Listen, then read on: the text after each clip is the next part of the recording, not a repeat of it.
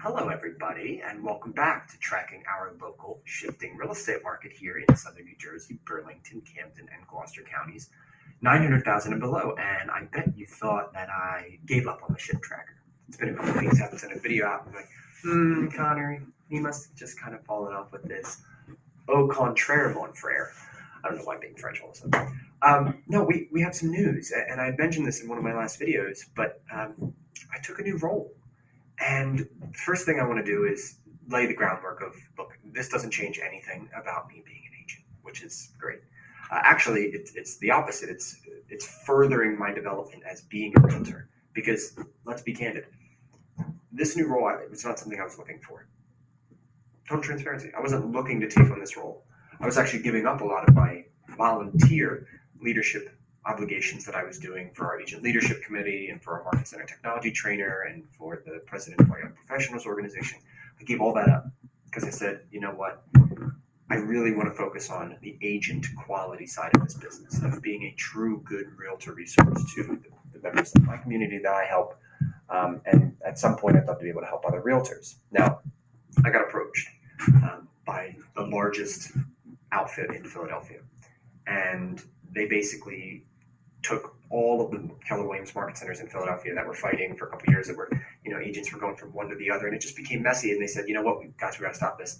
So this group called K-W Power came in, coalesced everybody, bought out all the market centers, created one ownership structure, and now through economies of scale are offering the best services that I've seen in a real estate entity, like period.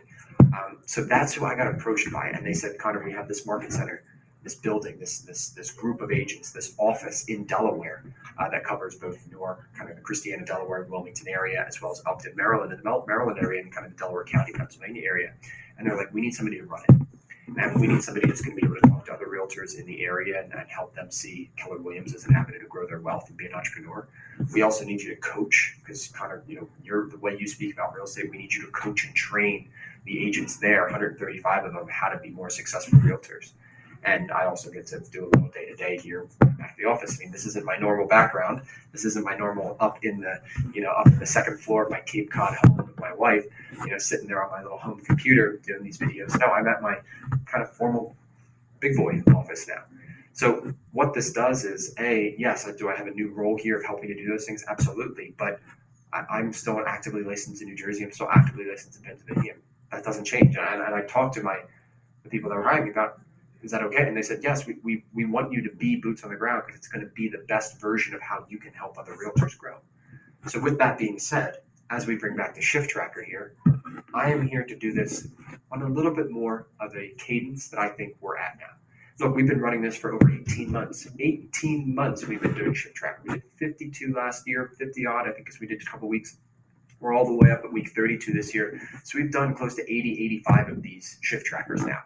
I think you guys get the gist of what we're talking about. And so we're just going to back off the frequency of these to once at the end of every month.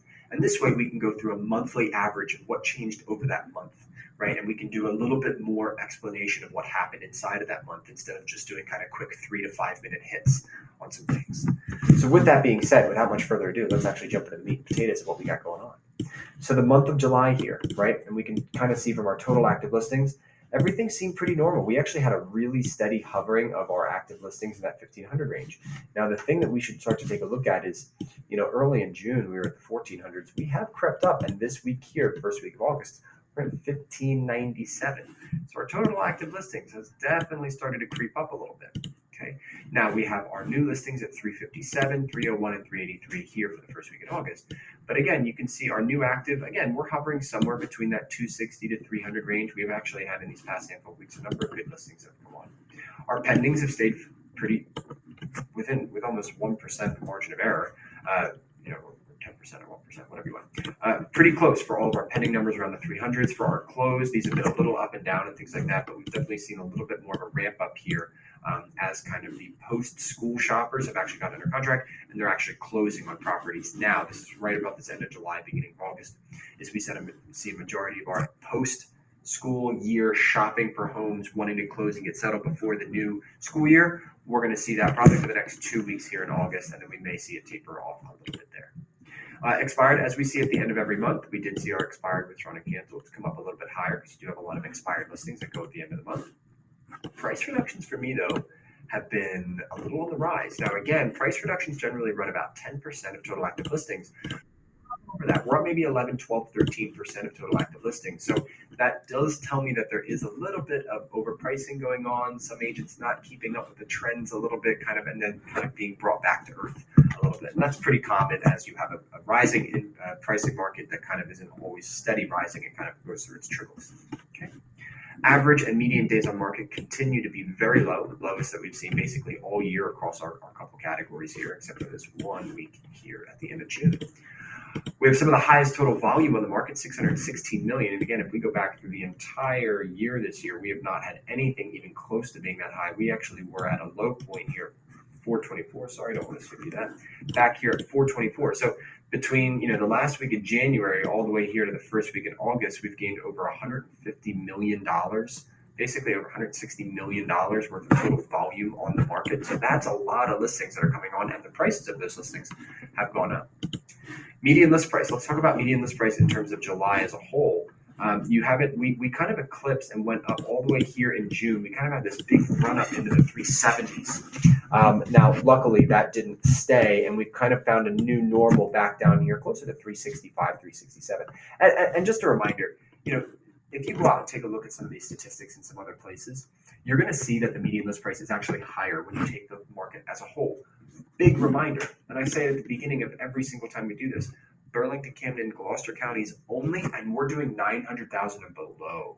I'm only doing the 900,000 and below market, so I'm not taking in the $1 million and $1 million plus homes, because that's the luxury market. That's a slightly different market for us, and so I want to make sure that as we're talking about this, move this out of the way, as we talk about this, I just want to make sure we're reminding ourselves that that's the inventory we're taking this median list price of.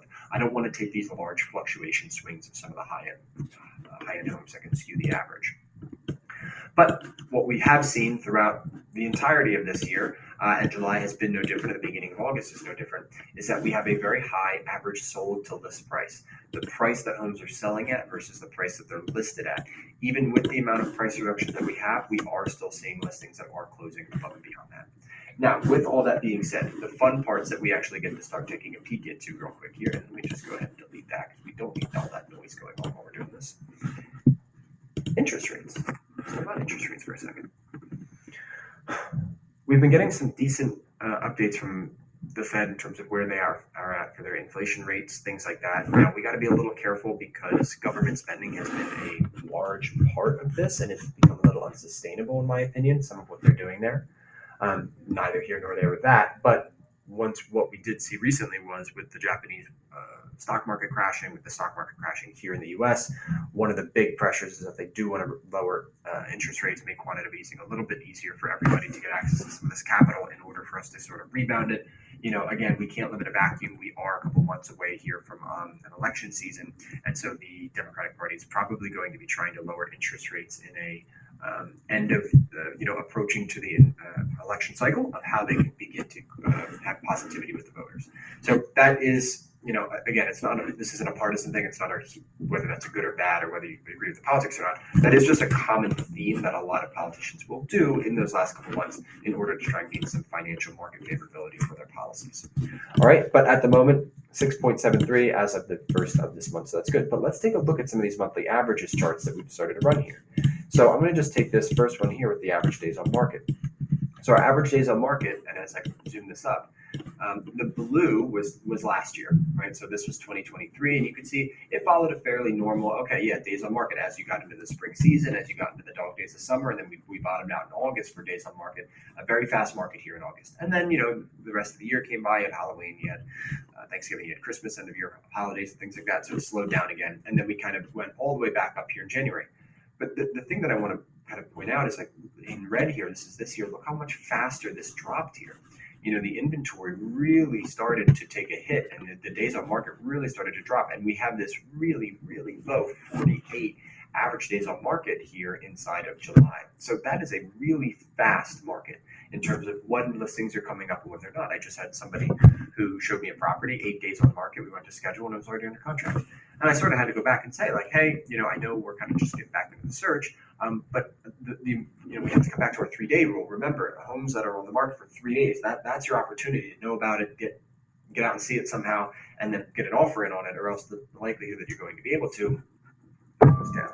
So that is no different here in July. So again, days on market tells us it's a fast market. Now let's take a look at our average total active listings. So again, blue was last year, and just try and follow with me, but this blue, when we have 15, 13, 12 to 11, right? That was the start of the big inflation that we got last year. And then as it started to get under control, active listings started to rebound a little bit and having a nice, high point here in November, and then just dipped a little bit over the new year when some people put their houses off the market. So then we started this year here in red, right? So we kind of came all the way down here in red. So what's interesting is that we've almost gone the opposite direction. So we've had an inverse correlation between what happened at the early part of last year versus what's sort of happening in the early part this year. What we've seen is the effects of those high prices over a consistent period of time have started to put the total active listings that are on the market up. So that's what happens when we finally, now when a price quickly increases, we lose a lot of listings. But as we've kind of gotten normal to the new prices and how those things have been going, we've started to see the rebound, and it's because a lot of buyers are just kind of saying, this is a lot of buyers opting out of the market. Our total active listings having increased, buyers are just saying, look, I'm tapped out. All the homes that I wanted, they're $100,000 or $50,000 above my price point anymore. I'm not settling for something else. I'm going to rent, and I'm going to hope that I get a promotion at work, that I get married, or I begin to be able to co-purchase with another spouse. I'm going to just rent for a year or two. I'm going to consider a new area to live. Right? Some of those conversations are starting to come on here. So our average total active listings, we're at the highest point that we've been basically. Just looking at November from last year, and that's because it was a slow market. We're at a very high total active listings. So while homes are moving quickly, there are a lot of homes that are actively for sale at the moment across pretty much all price points. So that is good to see just from an available inventory that we've been taking a look at. But here is the one that really hurts. This is the one that really hurts. And this is the average median list price. I know it's a little confusing, but it's the median list price, the numbers that we check all the time. We're just taking the monthly averages of those median list prices. Again, green was last year, right? We had 311 in February of 2023 was our median list price, eclipsing in June at 371. So in a matter of, 12 months, 13, 14, 15, in 16 months, you gained $60,000 in equity. That's basically what that's saying. So the median list price went up $60,000 in 16 months in our area. That is why people are sitting on equity. That is why homes are a little tricky. And that's why a lot of sellers don't want to move. They're sitting on high equity, on ridiculously low interest rates, and they don't just have to sell their home to get access to that equity. The amount of home equity lines of credit are going up. The amount of people that are just borrowing against the equity in their home for using that as collateral to get loans, that has gone up a good bit. And that's a good strategy to use if you're also in a similar situation where you need to get some home equity, some credit, a loan, something to help pay some bills temporarily. That you have the ability to pay, but you just need access to that capital. This is a great resource.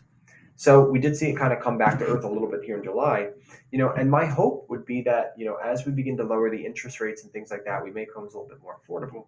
This begins to have just a nice, steady, kind of more linear increase, as opposed to having these really high. This is too much price increase over 18 months. This is too much of an increase to go from here to these 311s all the way up to 366.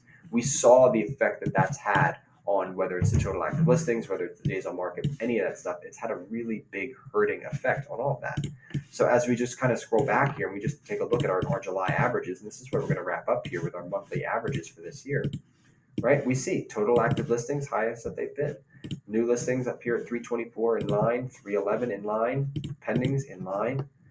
But then we take a look at our days on market, 48 and 27, very low as compared to some of these other ones. But the volume's high, the median list price is high again. So that's going to do it for us this week. And I appreciate everybody hanging on. And again, I'm going to be beginning to do these shift trackers closer to the end of every month.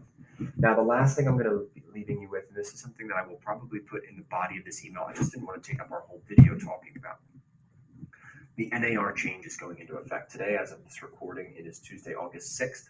I generally send this out every Wednesday. So I'm going to be sending this out on Wednesday, August 7th. Now, with that being said, 1 week from tomorrow, the 14th, is when the National Association of Realtors settlement is going to be going into effect. Now, here's the way I want you to think about these layers. Okay, you have the National Association of Realtors, which made the settlement, and they send out a lot of how these changes are going to affect.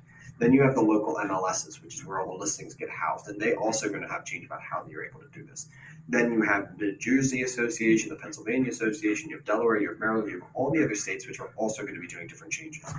The big thing that this changes is that sellers are no longer obligated to pay buyer broker commissions. Still probably a good idea, and I'll go into that. But then there's also a caveat that if you are a buyer, before you can see a house with a realtor after August 14th, you will have to sign a buyer agency contract. I will have way more information about all of that. I will make sure that all of you have good information about what that is. I've already created a master sheet for all the resource links that you could possibly think of in order to self-educate on some of this stuff.